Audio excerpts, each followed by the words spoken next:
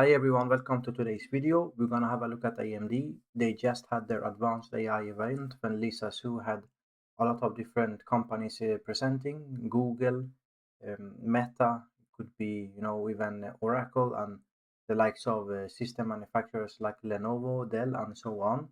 And also a lot of people on the software side. In fact, they had a huge segment of I don't know, like let's say 30 minutes on AI software side with different stakeholders. And I think this is, this is a train that going slowly but surely in the right direction, although they are still well behind Nvidia in AI GPU numbers in terms of sales.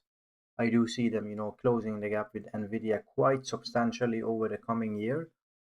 We can start though following Patrick Moorhead. So he's a, let's say a good industry insider. He had a lot of great thoughts. He's kind of pointing the fact that AMD currently has 50 to 60% market share in hyperscalers in terms of AI server CPUs. So sorry, general purpose server CPUs. Now the big problem for AMD is that they have to try to get also some increased market share in enterprise, but for that kind of increase in exposure and let's say creating more market share for themselves, I think I agree with Patrick. They need to invest a bit more in their sales. AMD's sales has traditionally and also marketing been quite weak, I think, compared to the others. So that's some place for improvement. And you can see that they also one of the biggest takeaways from this event, in my opinion, is that they are entering their AI network game with a ultra internet coalition that they launched late last year, together with, for example, Intel, but also Dell and so on. But also AMD is, as we see further down in the video, the first kind of company out there with a ultra internet network card that follows these principles that the broader community has agreed upon, and they will launch that I think in early next year. We can also now look quickly at the general purpose CPUs. Remember that over the past couple of years, it's been a lot of talk about AI GPUs on the server side. In fact, I think a lot of companies has kind of underinvested in the general purpose CPUs on the server side and invested as much as they can in the AI GPU side of things. Because if they wouldn't do that, the risk was that, for example, if you're Google and you invest 10 billion in AI GPUs, and you see Meta investing 20 billion in AI GPUs, then of course you do whatever you can. So you maybe cut down a bit on the general purpose side and put that money investment on the short term in AI GPUs. And that has kind of created a position where I think a lot of servers out there, a lot of the general purpose CPUs out there are in for a generational upgrade. They maybe haven't upgraded since late 2019 or 2020 or 2021, and those kind of big farms, server farms, are gonna be facing with the question of should we update now? And obviously they should, because if you're running a server based on I don't know, like Ice Lake from 2018 or something like that, or even like let's say second gen or first gen AMD server lineups with Milan and Rome. I think that's kind of, maybe Naples was the first generation. That's gonna be faced with a question. So now we have I don't know, like 4 to 5x in number of cores available for the same price, and these cores are much more productive. So not only do you have more cores, you have like 4 or 5 times more cores. These cores are at least 50 to 100% better. So the actual compute output is almost 10x compared to 4 or 5 years ago. And then you add to that the cost of ownership.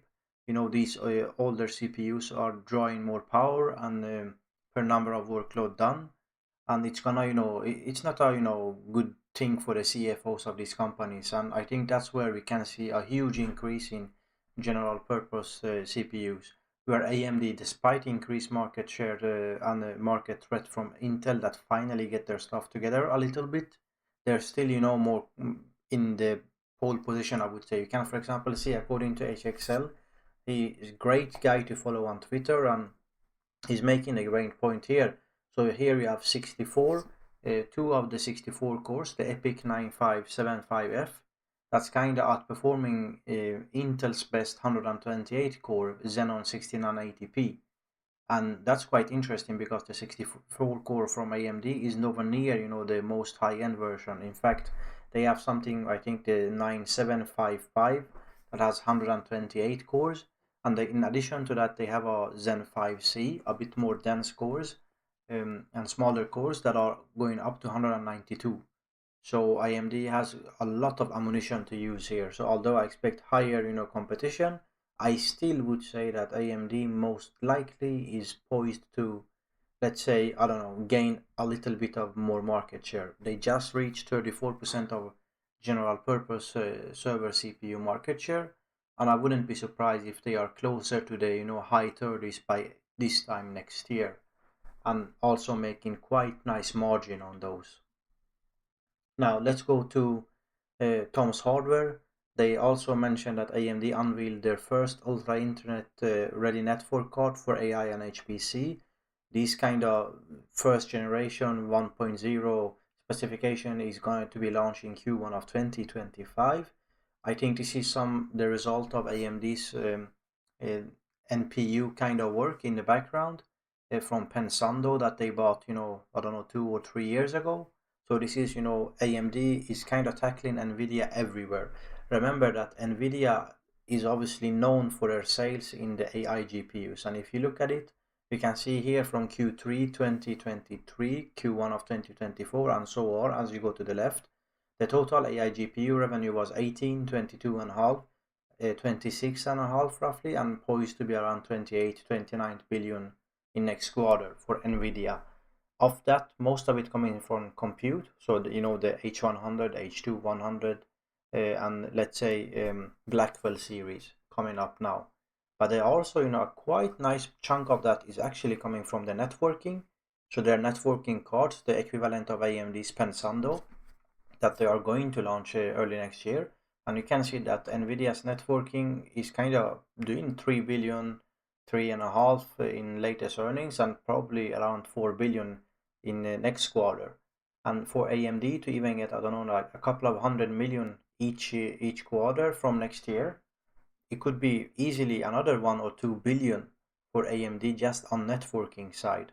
And remember that AMD also one of the most important points from that AI event on 10th of October, 2 days ago, is obviously the implications of the AI GPU market. Remember that according to Morgan Stanley's Joseph Moore, Nvidia's Blackwell series is sold out. So if you essentially put an order, no matter how big that is, you're not gonna be expecting to get that order shipped to you by late next year, closer to 2026.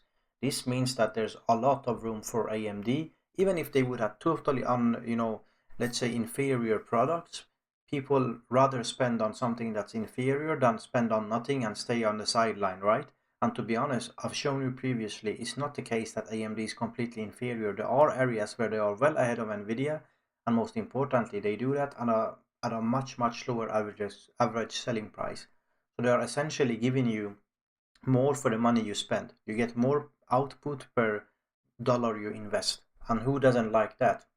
In addition to the general fact that I've always said that even if Nvidia would be the clear leader, there's still a full interest from every stakeholder in this space, be it, people at the edge, you as a consumer on your laptop enjoying Windows Copilot or whatever that Apple offers you equivalent to that, or let's say if you're Google or Meta, you would not like to be in a position where you're essentially at Nvidia's mercy and they keep increasing their price because they're, the only sole supplier of these systems.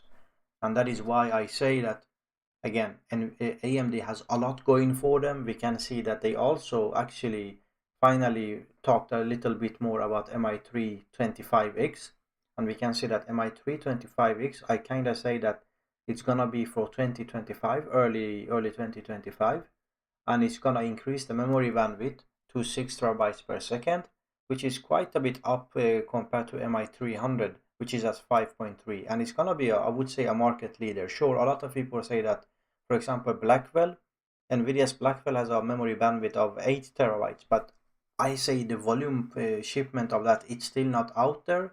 So they're currently relying on H100 and H200, which has kind of a bit less memory bandwidth than currently what AMD offers on the market. It's not only, these numbers were black and white. For example, some of these companies, you can see that Nvidia's Blackwell on FP4 calculations has around 9,000 teraflops, and AMD should be at around 9,200 teraflops by end of next year, or let's say second half of next year. So they should be equally the same, maybe AMD a little bit advantage. But remember that AMD next year with MI350X is going to be on TSMC N3 nanometer process manufacturing, and Nvidia is going to be on N4P. So you could say that AMD just barely ekes out Nvidia despite using a little bit better, node. But that's not the whole picture either, because remember that the Blackwell series are two big chips, like, they essentially glue in together two 800 or so square millimeter dies together, right? To get this kind of huge chip that is, in the, I don't know, 16 or 1800 square millimeter size. And AMD is doing it a complete different way. They're doing like many smaller, like, I don't know, 2 to 300 square millimeter chiplets, and they're gluing those together. And so while they are using, while they're doing that, you get a little bit of more of latency, but they're also doing some advanced packaging. They add a lot of cache above the chiplets, and all of these things nuanced together is so complex that it's so difficult from the outside to say which solution is better. The only thing I can say that is that I think going forwards, in terms of pure mechanical manufacturing side of things, I believe in AMD's manufacturing process more. Why? Because remember, I told you that Blackwell is two huge 800 or so square millimeter chips, and that is essentially at the limit of the reticle and the size of chips that you can manufacture on TSMC. And if you remember from, if you're any somewhat understanding of the semiconductor manufacturing space, you know that the larger the chip, the bigger issues you get, like in terms of manufacturing. And as the chip size increases, you get more and more defects. So once you have a 800 square millimeter chip, you need, even in order to manufacture that single chip, you need to be on a hugely, let's say, mature node. And that is the reason partly why Nvidia is not still on 3 nanometer and is gonna be on 3 nanometer later than AMD. Why? Because they are, in order to make a 800 square millimeter chip on 3 nanometer, the defect density of the 3 nanometer manufacturing process needs to be so small that it makes sense financially for Nvidia. And right now they have calculated that it doesn't make sense, which means they have to be. This is the design ideas, the design guidelines that they made on Blackwell forces them kind of to choose TSMC's 4 nanometer rather than 3 nanometer, because the yields would be abyssal, I guess, if they went with 3 nanometer. Whereas AMD, because they're doing the chiplet strategy and they've been doing that also on the CPU side, they're getting kind of some benefits. A 200 square millimeter or 300 square millimeter chip is much less difficult to manufacture than a 800 square millimeter chip that Nvidia uses. And this is the reason we will see AMD enjoying 3 nanometer advantage ahead of Nvidia next year. But again, there's a whole lot of different stuff going into it, and there's another issue is, for example, you have enough compute, and both of these companies have around 9,000 teraflops of FP4 compute capacity next year. Now the question is also, it's not just apples to apples. The question is, how much data can you transfer for these compute chips? So I think the latency and the memory bandwidth, the memory size, the communication between all these chips, these huge chips from Nvidia and the chiplets from AMD, everything as a package, and the software, not the least, to add to that, is gonna help you to decide who's gonna be the winner. And in my opinion, both companies are gonna be the winner, because I think there's enough space there. Lisa Su mentioned, I don't know, 60 or 70% increase in sales every year over the up and coming 5 years, from, like, I don't know, last year at around 50 billion in sales for entire AI GPU market until 2028. That's gonna go all the way up to half a trillion. So it's not like Nvidia is gonna take all the market, and they don't even need to do that in order for the stock price to keep increasing. All they need is to just, I don't know, like increase their sales by 50% next year, and they'll be just fine. And also for AMD, they have the advantage of, they're smaller player. they just even need to survive on the, a few percentage on the side that Nvidia doesn't get. Or in this case, as I mentioned, Nvidia sold out accordingly, at least for the Blackwell, for the entire year of 2025 essentially. That means that AMD has a kind of, they can sell as much as they want, and I think they will do that. And going to the numbers for next year, my understanding is if we go back to, for example, Nvidia and AMD sales, you can see that I'm expecting them, especially on the segment that is their data center, which will be their main, their main segment that increases AMD's market share. You can see here, if you go back all the way up here, the AMD's total revenue in white, and then you have AMD's MI300 Instinct in blue, and the EPIC, so the general purpose CPUs, in the red. And you can see that the general purpose CPUs is gonna go, I think, very soon over 2 billion on a quarterly basis. As I mentioned, they are getting close to 34% market share and getting close to maybe 40% by the same time next year.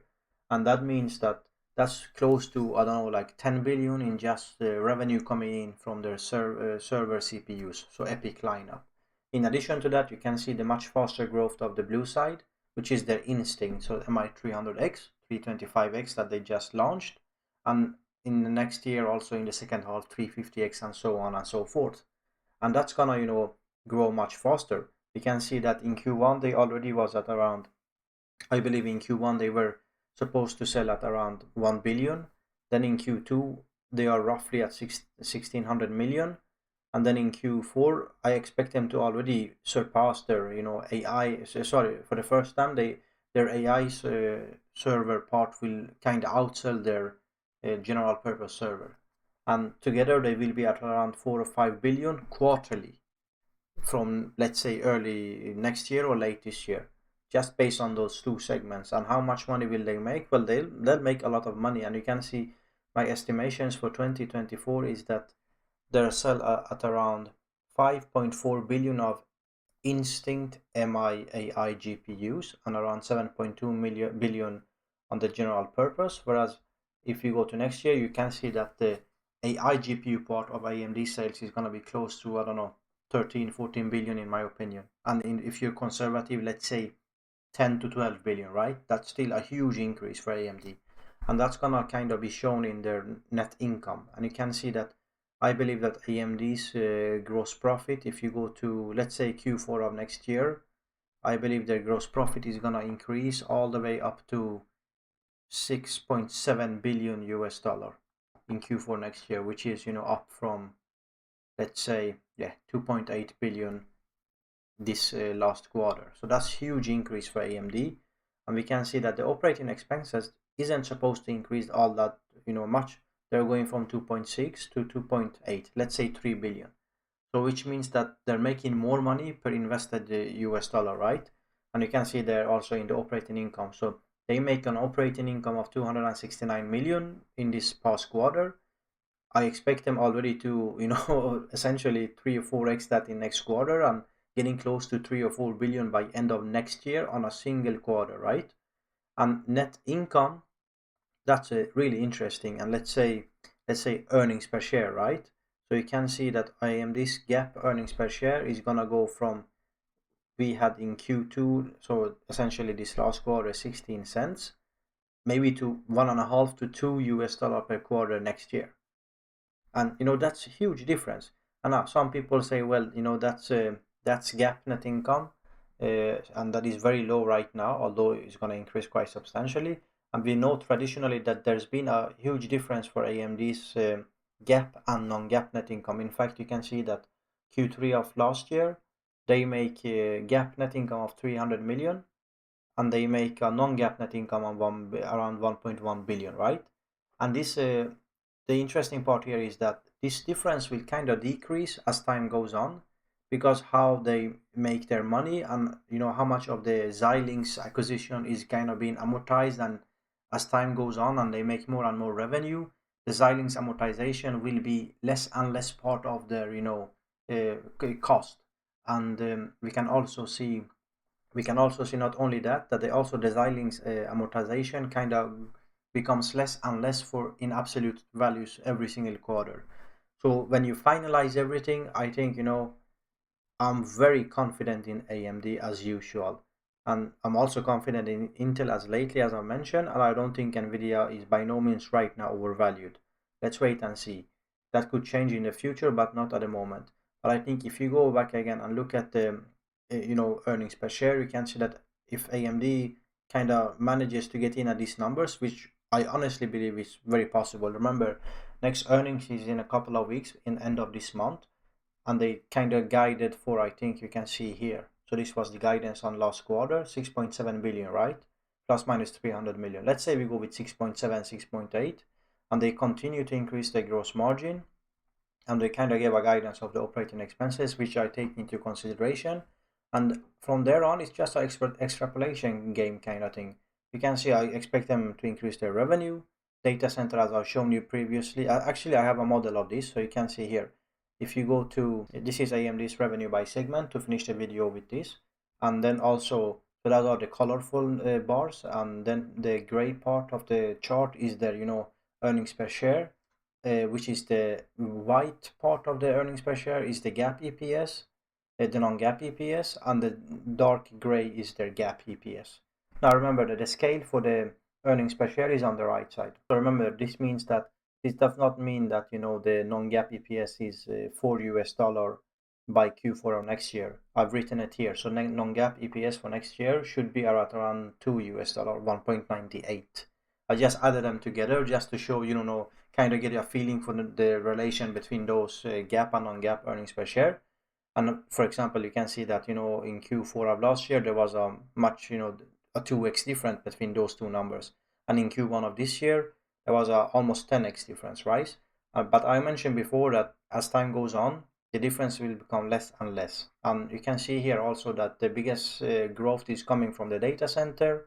I think the client segment represented by AI laptop CPUs and the Copilot CPUs and GPUs and combined, APU is going to be really strong for AMD. The gaming is maybe a bit, more difficult. Sure, they just launched the PS5 Pro. Maybe somewhat of an increase of sales there. It could be. But maybe I'm a bit conservative on the gaming. But we have to be conservative of some of those stuff.